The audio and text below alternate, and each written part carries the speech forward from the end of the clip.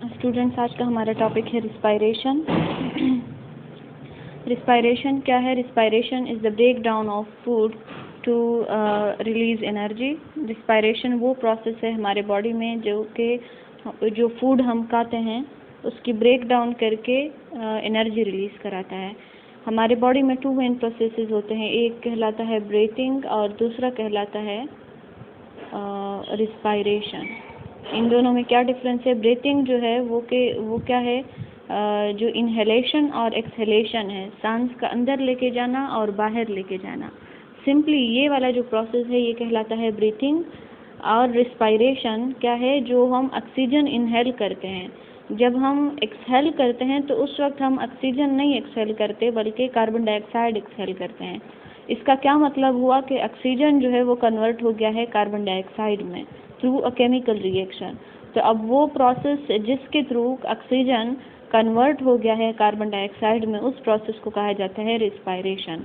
और ये oxygen carbon dioxide में कैसे कन्वर्ट होता है? देखो, वो फूड जो हम खाते हैं इट इज़ मेनली जो ग्लूकोज है, C6H12O6 is the glucose and oxygen that we inhale. These two react together forming carbon dioxide which we exhale, plus water is released and plus ATP is formed.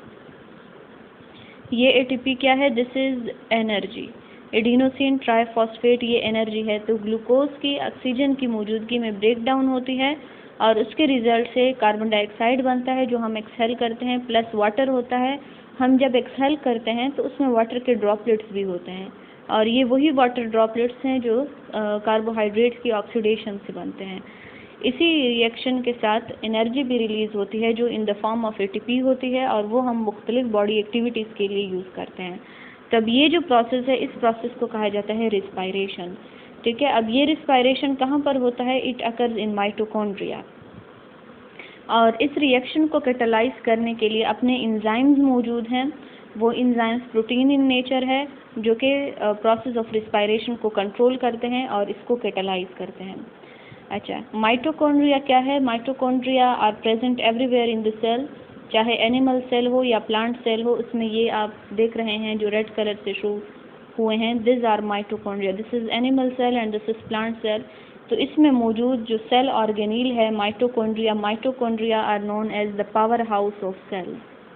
They are known as the power house of cell.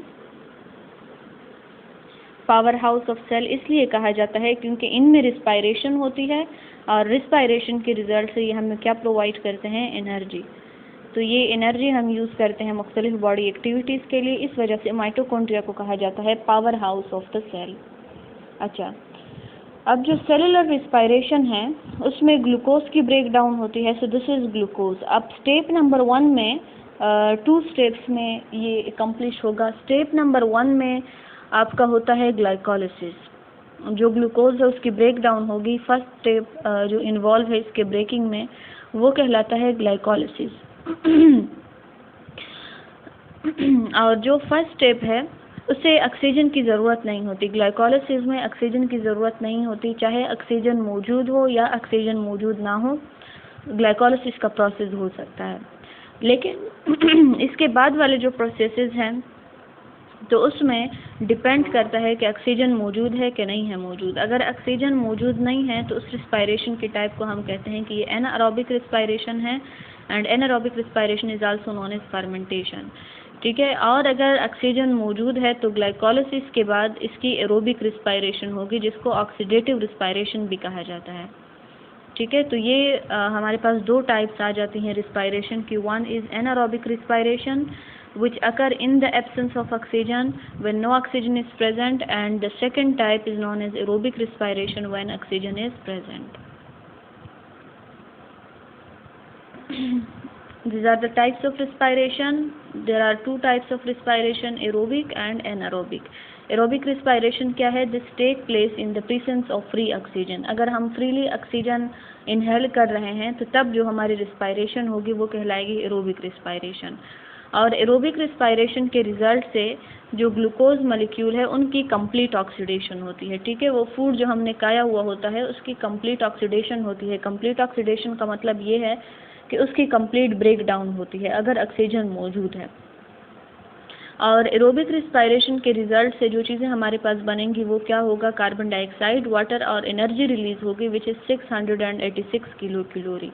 Aerobic respiration के result से ये 3 चीज़ें हमारे पास बनेंगी। और large amount of energy भी release होती है, ठीक है, large amount of energy in the form of ATP. 36 ATP molecule of energy is released पर ग्लूकोज मॉलिक्यूल, यानी एक ग्लूकोज मॉलिक्यूल के ब्रेक डाउन से हमारे पास 36 एटीपी ऑफ एनर्जी आती है, जो कि हम अपने फंक्शंस के लिए यूटिलाइज करते हैं।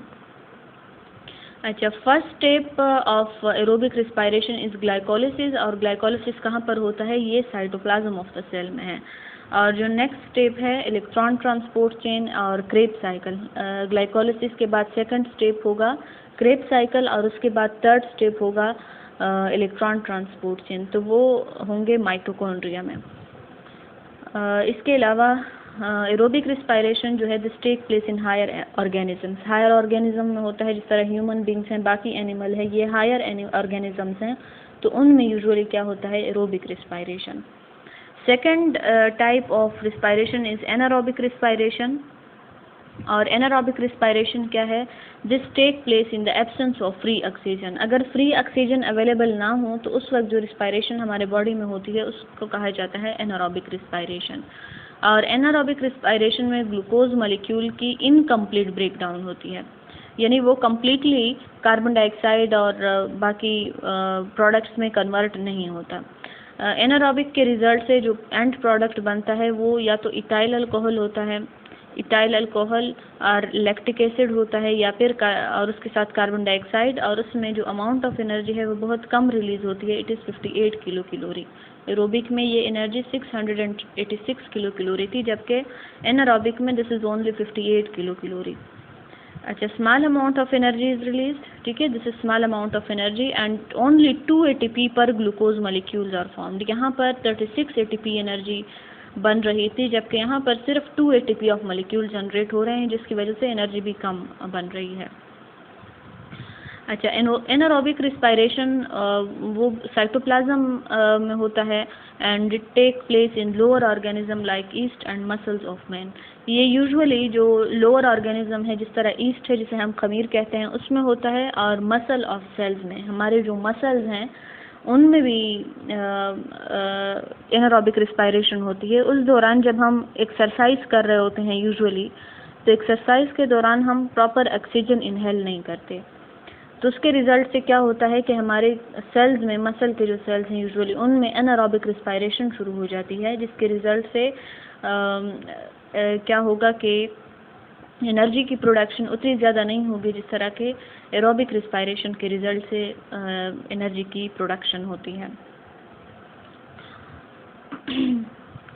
अच्छा, अब जो एनारोबिक रिस्पायरेशन है, जिसे हम फर्मेंटेशन भी कहते हैं, जिसके लिए ऑक्सीजन की ज़रूरत नहीं होती, इसके अब 2 टाइप्स हैं, ठीक है। On the basis of which product is formed this fermentation और anaerobic respiration is of 2 types. अगर एनारोबिक रिस्पायरेशन के रिजल्ट से एंड प्रोडक्ट अल्कोहल बन रहा है, इथाइल अल्कोहल और कार्बन डाइऑक्साइड बन रहा है, तो इस टाइप के एनारोबिक रिस्पायरेशन को हम कहेंगे कि ये अल्कोहलिक फर्मेंटेशन है, ठीक है। This is the first type of anaerobic respiration. और एनारोबिक रिस्पायरेशन की सेकंड टाइप है lactic acid fermentation. Lactic acid fermentation का मतलब ये है कि इसका एंड प्रोडक्ट लैक्टिक एसिड बन रहा है। तो अगर एनारोबिक रिस्पायरेशन के रिजल्ट से लैक्टिक एसिड बन रहा है, then this type of respiration will be known as lactic acid fermentation. और दोनों किस्म के फर्मेंटेशन में, चाहे वो लैक्टिक एसिड हो या वो अल्कोहलिक फर्मेंटेशन हो, उसके रिजल्ट से 2 ATP of molecules are only generated. Alcoholic fermentation take place in yeast, while lactic acid fermentation takes place in muscles of human beings.